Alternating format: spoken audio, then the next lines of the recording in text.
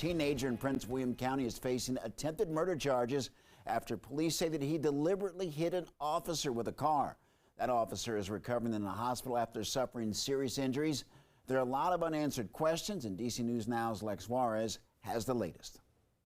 Well, let me show you where it happened. The officer was walking up to a parked car, and the driver, our suspect, sped off, turned the car around in the cul-de-sac, and then drove right at the officer. Now, he hit the officer, knocking him back into the street here, and then lost control of the car, flipping it and hitting this car right here. Right after that, the suspect got out of the car and ran away.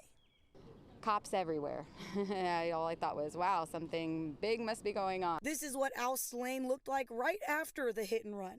Neighbors rushed outside to see what was going on. And I just heard a bang outside, and I looked out my window, and there was a car flipped over on its side, and I at first thought it was an accident, came out, and then next thing you know, there was a bunch of cops and somebody running down the street. That person, 18-year-old Valmiki Chandler, had been running from police for about an hour after allegedly stealing a car at a 7-Eleven just 5 miles away.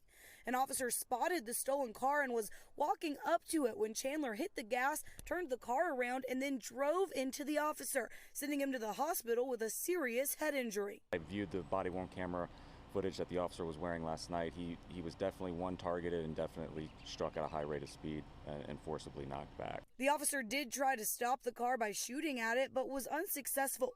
Chandler ran away from the scene and was taken into custody over 2 hours later, found by undercover officers a few miles away. More than likely had probably tried to hunker down a little bit until he thought the coast was clear.